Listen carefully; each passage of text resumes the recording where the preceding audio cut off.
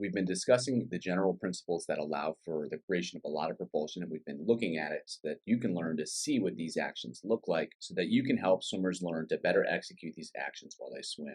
Specifically, we've been talking more about creating a lot of propulsion. In the last video, we talked about how rotation positively affects propulsion. Today, we're going to talk about how undulation positively impacts propulsion. There are two ways that undulation is beneficial to upper body propulsion. And then the first way is that by pressing the chest and keeping the hands up at the surface, you'll see how swimmers are going to be able to pull for a longer duration of time. So if they didn't press the shoulders, if they didn't press the chest, the hands and the head and everything would be level at the surface. Here, you can see how the hands and the arms are actually behind the head, so athletes are going to be able to set up the pull a little bit higher, and that's going to give them a little bit more range of motion. As they come through the pull, they started in a position where the arms are a little bit behind the body as opposed to in front of the body or level with the shoulders, and that's going to give a slightly larger amount of propulsion that they're able to create.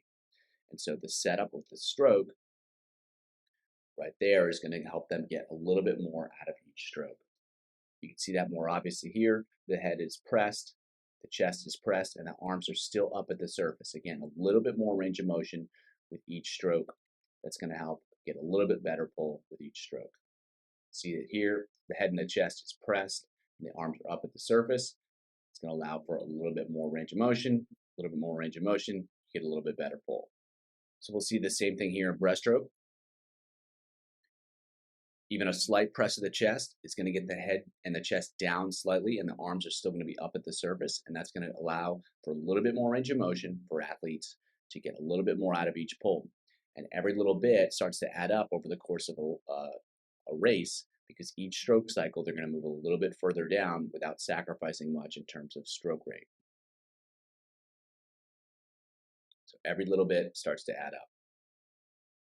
So the second benefit of undulation is when the head and the chest lift during the pull, it places the strongest muscles of the back, the lats, in a position to create more force. And so what you can do right now is you can just put your arms in front of you and you can round your chest and try to pull and feel the contraction, and then you can arch your chest a little bit and you'll feel how that's a little bit stronger contraction through the back.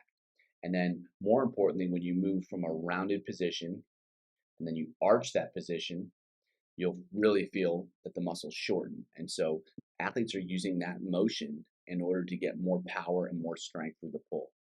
And so there's a little bit of a press and a round here, and then an arch to come out of it. You can see right at the transition, she's level, and then right as she starts to pull, she's starting to arch back out of that. And that's going to allow for a stronger position to create force from, and that's going to allow athletes to move water at a faster tempo, which is ultimately going to improve their speed.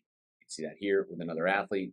There's the press and then the arch out of the pull, and that again is going to create a little bit more force, which adds up over time. Here's another athlete. So the press gets a little bit more range of motion, and the arch out of it allows for more power and more strength. Here's another example of an athlete pressing and then arching out of it. You can see there the armpits there open, and then the closing is accelerated by pulling and then arching out of that stroke. Breaststroke, you see the same thing, and then a really strong arch to create more force, more propulsion with each stroke.